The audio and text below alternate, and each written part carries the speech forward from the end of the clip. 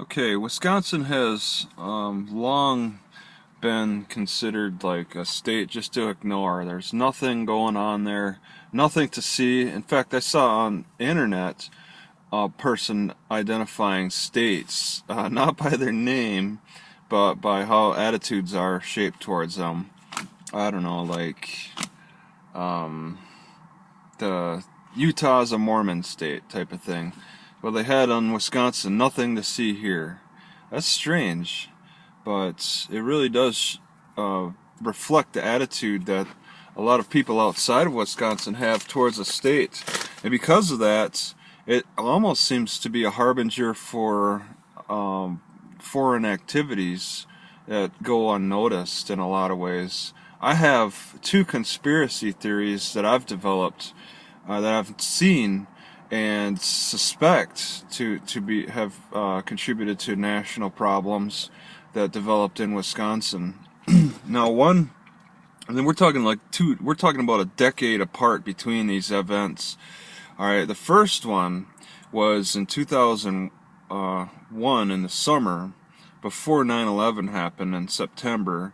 This was in July, just a few months before, and while I was cleaning up, I was hired as an extra to clean up in the dorms at University of Wisconsin, Eau Claire, in Eau Claire City there, and the janitor just couldn't handle the Arab kids who were brought in to like learn American ways and learn how to fly planes in Minneapolis and somewhere in Minnesota. These kids were living in Eau Claire, Wisconsin, which is about an hour and a half drive from the Minneapolis area, and they were learning things about planes. All right, I mean, and they were, I mean, at the time when I saw them, I thought nothing of it. It's like, okay, these kids are learning how to fly planes. That's cool. They got the money. They were buying all kinds of things. Their parents were extremely rich.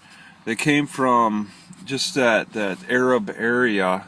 I watched their mannerisms a little bit from time to time. I was only a weekend cleaner, but they were very aggressive towards their hosts. There was this company, and I forget the name of it, but it was a host of these kids, and drove them around and taught them American stuff.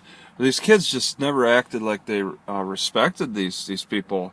So one day, one of the Arab kids jumped on the back of one of the hosts people in an aggressive manner. I wouldn't have liked that. I would have wanted to punch the kid. All right. When I was working out at the gym one day, the kid asked me if I was fat, if I was like a fat pig before I got muscular. Okay, if I was fat before I got, that's how you get muscular. First you get fat, and then you work it off and then get muscle. They you know, because I have a piggish type of skin. It gets red when I blush. It's piggish. They see Americans as being like that, fat and lazy. And when he asked that, I had something in the back of my head after listening to the janitor complain about these kids and being messy, throwing their toilet paper behind the toilet as part of their custom. And that isn't exactly a religious thing. That was just because I was actually in the desert before I went to school, before I was a little part-time janitor at the University of Wisconsin, Eau Claire. I was there, and they warned when I was in the desert, don't flush toilet paper down the pipes because they just weren't that good. And I think that's the practice that these Arab kids were doing too. In the desert, their plumbing is not good, so only flush down the minimum. So there's that, and various other things, like the kids don't sit on the toilet. They'll stand on the toilet to poop because they don't really use toilets a lot. They use the hole in the ground, and they just, like, one day the janitor said that like the kid took a poop on the floor, and then told the janitor to clean it up right there. He pooped right in front of the janitor, and then tell the janitor to clean it up. It's so unbelievable. But that was the Arab custom. They assume that us piggish people, us European pigs, are lesser human than the higher class Arabs. But anyway, that's just examples with them. My conspiracy theory comes as a result of 9/11, in that these kids, these Arab kids, just a few months before, learned how to fly planes. All right, and yeah, that was the end of it. It's like, I get the impression that maybe there were several groups of these Arab kids all over the United States, because they came. The people who actually were in the planes were in different parts of Minnesota, not just Wisconsin. Nothing they see here, both in Minnesota and Wisconsin. Although I think the map and the description on the internet was something like Minnesota's like part of Canada or something. That was suspicious to me, and the guy who ran the dorm after the 9/11 happened, I emailed him. I don't think we were in good terms. I don't really trust what he said, but I asked him. They said that the CIA invested these kids. They actually looked into these Arab kids that learned how to fly planes a few months before this 9/11 crash happened, and he's like, the CIA concluded that there was nothing to it. There was nothing to suspect or whatever. These kids are in their 30s now. I don't trust it. All right, now my second theory was it occurred in 2011. Now this is strange. This is a more remote. This is like when I was living in Chippewa Falls, Wisconsin. I was renting from a guy, and in the winter time, he rented the house, a spare bedroom, because I was renting a spare bedroom to save money. He rented the other spare bedroom to a Russian guy. All right, and the reason I know he's Russian because he talked Russian on the phone every time he was on the phone. I guess with his wife or whatever, they were going to buy a house or whatever. And now he worked at a school, is what he said. He drove a van. He worked at the Chippewa Falls school on the computers. Okay. And we're talking 2011, like well in advance of, now this is like in advance of Donald Trump's election. Now, he was learning how to work on computers, like,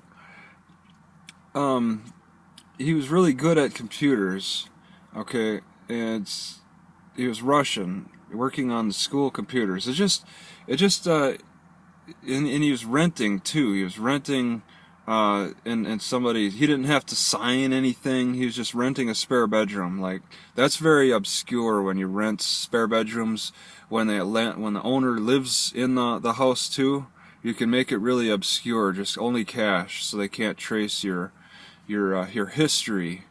I suspect this guy. He had black eyes, dark hair. I think he had a mustache. He's taller than me. He's maybe 6'2", and he was just, yeah, white complexion, of course, kind of darkish complexion, grayish, Russianish, but it was just so suspicious that he works on the computers, and he was getting access. I mean, when you go through the school computers, you can get pretty good access to some secrets, fairly secret stuff when you work on that. And it's just, I suspect that they were working on hacking within the United States. I've read about Russian involvement in the CIA operatives, where they've found moles like that. I did a book review on the guy, the Russian mole. Yeah, Aldridge. His last name is Aldridge. But the Russians infiltrated him.